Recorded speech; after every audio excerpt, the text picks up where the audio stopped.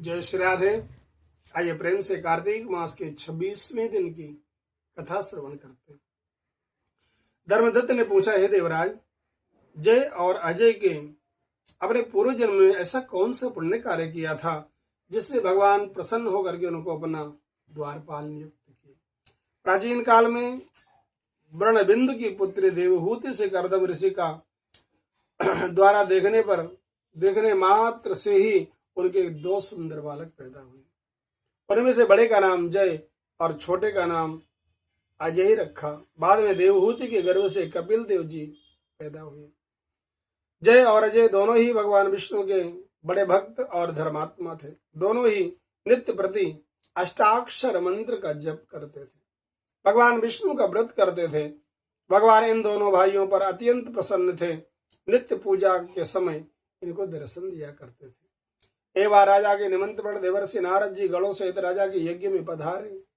उस यज्ञ में जय ने ब्रह्मा और अजय ने पुरोहित बनकर के यज्ञ को संपूर्ण कराया। यज्ञ की विधि पूर्वक समाप्ति हुई। मारुत राजा ने जय और अजय को बहुत सा धन दिया और दोनों भाई दक्षिणा लेकर अपने आश्रम में आए। धन का बंटवारा करते समय दोनों भाइयों का आपस में झगड़ा हो गया। जय ने अजय से कहा, धन का बराबर बराबर भाग होना चाहिए, लेकिन अजय ने कहा, जितना धन जिसको मिला वो उसका धन है। तब क्रोध में आकर के अजय को श्राप दिया, तुम धन लेकर देना नहीं चाहते इसलिए तुम मगर हो जाओ। अजय ने जय को श्राप दिया, तुम अभिमानी हो इसलिए हाथी हो जाओ। जब नियम पूर्वक दोनों की पूजा के समय भगवान उनको दर्शन देने के लिए आए तो दोनों ने भगवान को श्राप मोचन का उपाय पूछा। हे देव, हम दोनों आपके भक्त हैं, मगर हम हाथी व मगर की योनि में कैसे होंगे? हे दया सागर, श्राप से हमारा उद्धार कीजिए। भगवान विष्णु ने कहा, मेरे भक्तों की वाणी कभी असत्य नहीं होती। यमराज भी उनको टाल नहीं सकते। पूर्व काल में मुझे भक्तराज प्रहलाद के कहने पर स्तंभ से प्रकट होना पड़ा था। राजा अम्बरीश के कहने पर 10 अवतार लेने पड़े थे। अतः तुम दोनों अपने श्रापों को भोग कर मेरे लोक को प्राप्त होगे। इतना कहकर भगवान विष्णु वहां से अंतर ध्यान हो गए। अजय और जय गंडकी नदी के किनारे मगर और हाथी बने। पूर्व जन्म का स्मरण रहने के कारण वो इस योनि में भी भगवान विष्णु का व्रत नियम किया करते थे। एक दिन कार्तिक की पूर्णमासी को हाथी स्नान के लिए गंडकी नदी में आया। तब उसको जन्म पूर्व अपने जन्म का श्राप स्मरण करके मगर ने हाथी का पैर पकड़ लिया और हाथी ने भी भगवान विष्णु का स्मरण किया।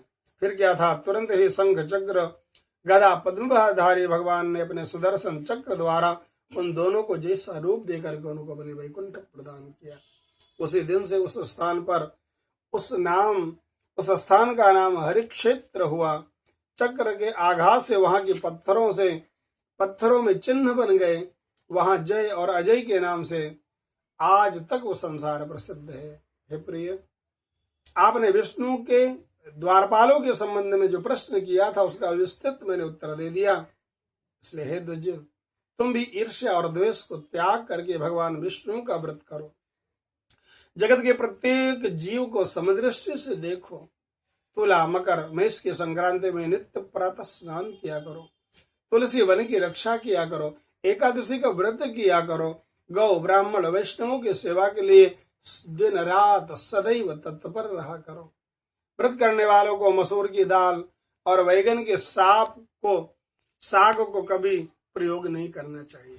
हे धर्मदत्त, ऐसा करने पर तुम शरीर त्याग करके हम लोगों के समान गति प्राप्त करोगे। भगवान विष्णु को प्रसन्न करने वाले इस व्रत के समान फल देने वाला कोई तीर्थ दान यज्ञ नहीं है। तब देवर्षि ने कहा, हे राजन, इस प्रकार धर्मदत्त भी अपने आदेशानुसार विष्णु के व्रत में तल्लीन हो गया। जब उसका देहावसान हुआ तो स्त्रियों के साथ विष्णु लोक को गया।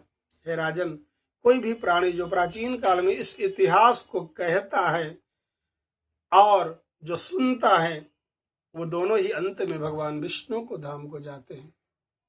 श्री लक्ष्मी नारायण भगवान की जय। जय श्री कृष्ण।